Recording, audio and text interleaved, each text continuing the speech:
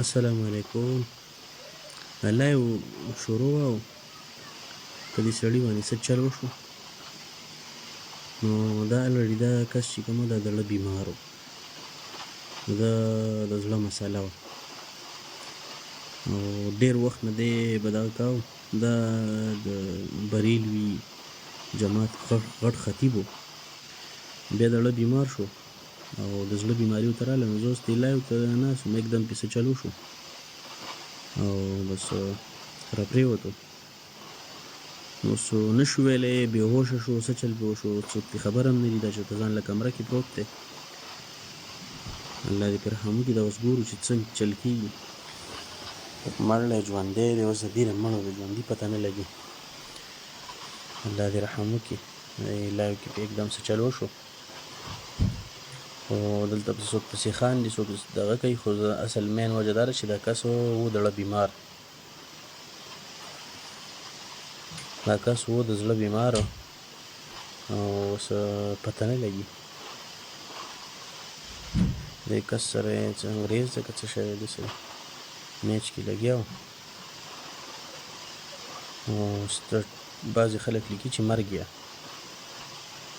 ډېر خلک لیکي چې مرګ یې، خو هېڅ پته نه لګي چې دله څه چل شوی دی که نه. اوس ګورو چې څه چل کېږي د ده.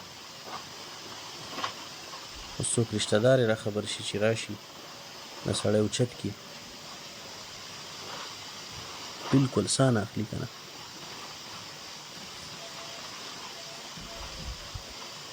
اوس بېهوشه شوی که بېهوشه شوی هم چې څوک یې خبر شي د کور والا.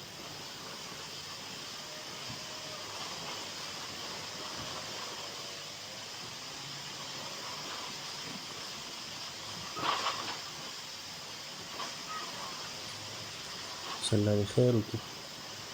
د څقي سره یو 2-3 منټه ورته موږ هم انتظار کوو، که ونه شوه بس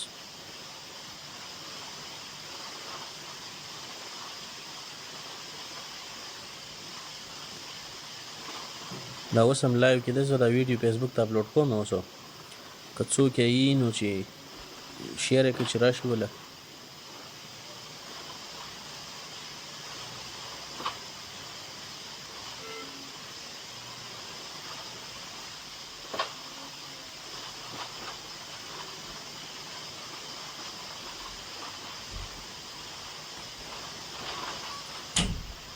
خیر وکړي. زه د ملګرو ته ور دا ویډیو شیر کوم، د دې هغه ملګري وو چې څه شو.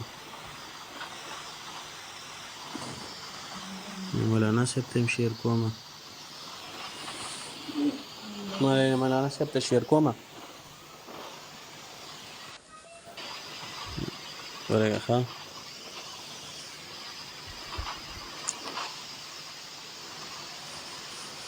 کسو ته چغې وایي.